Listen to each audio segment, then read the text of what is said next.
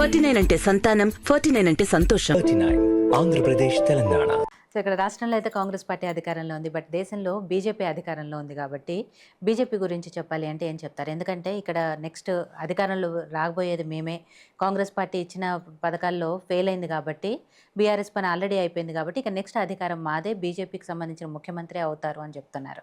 దాంతోపాటు అక్కడ నుంచే నిధులు రావాలి కాబట్టి నిధులు రావట్లేదు అని కాంగ్రెస్ పార్టీ నాయకులు చెప్తున్నారు, కానీ ఇస్తున్నాము అని బీజేపీ నాయకులు చెప్తున్నారు. ఏం జరుగుతుంది ఇద్దరి మధ్య? మీరు చూడండి, లెక్కలతో సహా మొన్న అసెంబ్లీలో మేము చూసినాం.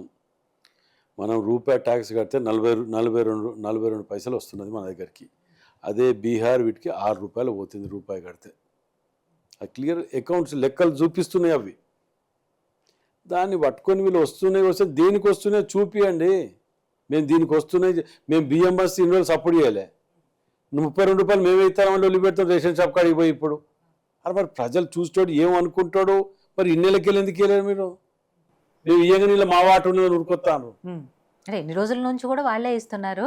ఎప్పుడు అన్నారు? బట్ మా వాట అదే అంటున్నా, చెప్పలేదు. దొడ్డు బియ్యం ఇచ్చిందే దొడ్డు బియ్యం, దాంట్లో మా వాటా ఉన్నది మా ఫోటో పెట్టామంటాడు.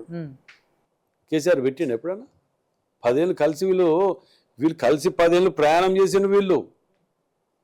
ఏది చెప్తే డిమానిటేషన్ రాగానే అత్యవసర సమావేశం పెట్టి తీర్మానం చేసి పంపింది వీరు కాదా?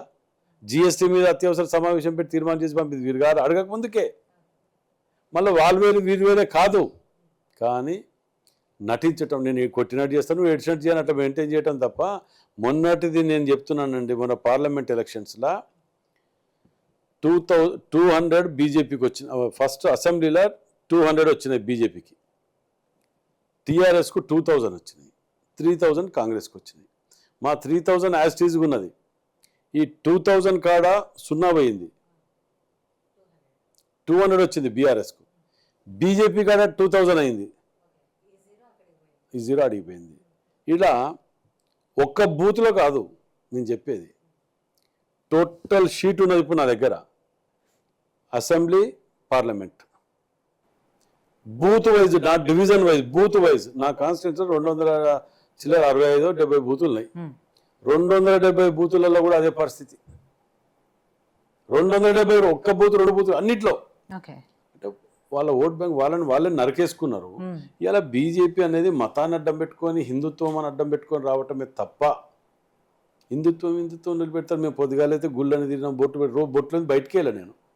నేను బొట్టు లేకుండా ఇవాళ మేము ఆర్ఎస్ఎస్, మేము ఇది, మేము హిందూని అది అని చెప్పుకొని తిరిగినాడు కాబట్టి వాళ్ళు బొట్టు పెట్టుకోవడం కానీ నేను బొట్టు పెట్టుకోవడం బయటికి వెళ్ళా. దాన్ని అడ్డం పెట్టుకొని అంత చేస్తే ఏమైంది? అక్కడనే ఓడిపోయింది కదా. ఇవన్నీ సరే, ఒక్కసారి నమ్ముతారు, 2 సార్లు నమ్ముతారు, ఎక్కువ అంటే 3 సార్లు నమ్ముతుండొచ్చు, కానీ ఏం చేస్తుండ్రు, ఏం చెయ్యట్లేదని ప్రజలు గమనిస్తారు. ఫైనల్గా విరక్తి పుట్టిన తర్వాత ఏం చేస్తారు? ఆల్టర్నేట్ ఏం లేనప్పుడు చూస్తారు. 2 సీట్లు ఉన్న, మేము కాంగ్రెస్ అధికారంలో ఉన్నప్పుడు 2 సీట్లు ఉండే ఎంపీలు, ఇక్కడ ఒకటి ఉండే, ఇంకా అద్వానీదో వాజ్పేయిదో ఉండే, 2 సీట్లు. ఇక్కడ జంగారెడ్డి గారు, వాజ్పేయి. అట్టాది ఇలా రాలేదా? ఇలా మాకు ఎన్నడూ 40 కంటే తగ్గిన సీట్లు అయితే ఎన్నడూ లేదు. 49 అంటే సంతానం, 49 అంటే సంతోషం. 39 ఆంధ్రప్రదేశ్ తెలంగాణ.